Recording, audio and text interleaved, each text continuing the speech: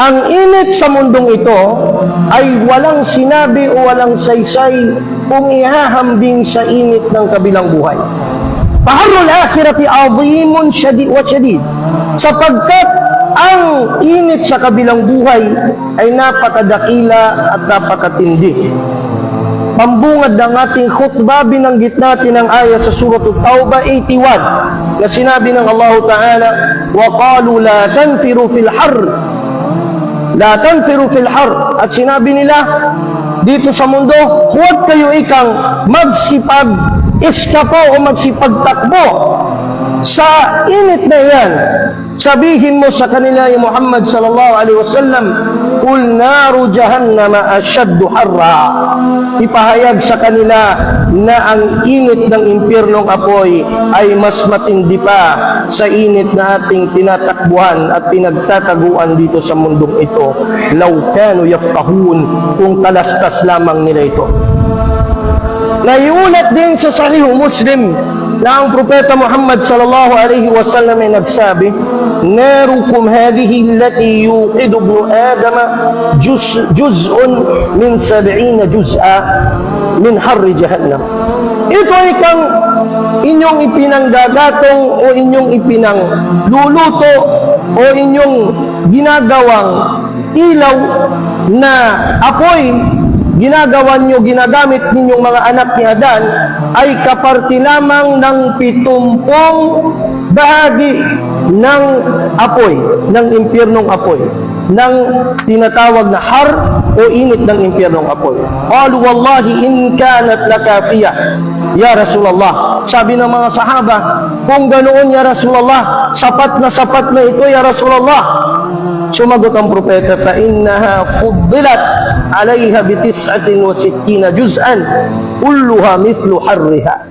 Tunay, ikasabi niya, na ang bawat isa dito ay mas mataas kaysa isa at mas mainit sa 79 ka mga parte ng impyernong apoy na magkakatulad ang init ng bawat isa.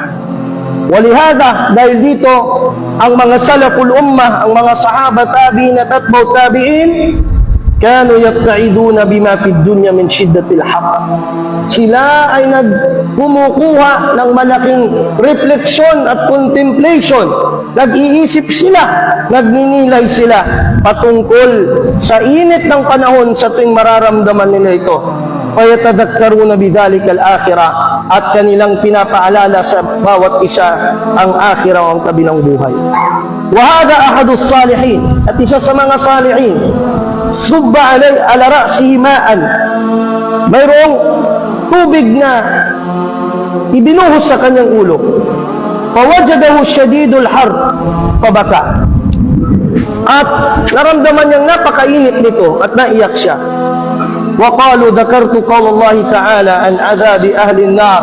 Naalala ko ang parusa ng Allah Ta'ala sa mga tao ng impyerno na sinabi ng Allah, yusabbu min fawqi ru'usihimul hamim yusharu bihi ma fi butunihim wal julud ولهم مقامع من حديد كلما أرادوا أن يخرجوا منها من غم أعيدوا فيها وذوقوا عذاب الحريق. Naalala ko ang sinabi ng Allah Ta'ala sa tuwing ako'y noong siya'y naibuhos sa kanyang ulo ang mainit na tubig.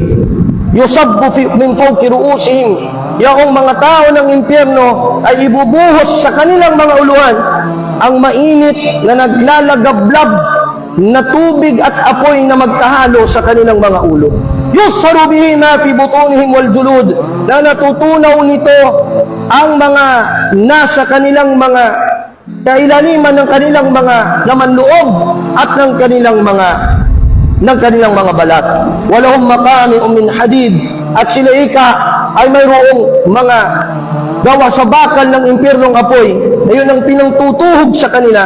Kullama aradu ay yakhruju minha, sa tuwing gusto nilang lumabas sa impyernong iyon, min gham, dahil sa kanilang sobra ng ayaw na nila, yaong nadadagdagan at nauulit at mas lalong lumalalang sakit, u'idu fiha, ibabalik sila dito at sasabihin sa kanila, duku adhab al-hariq, namnamin ninyo ngayon ang tinatawag na parusa ng pagkasunog sa inyo.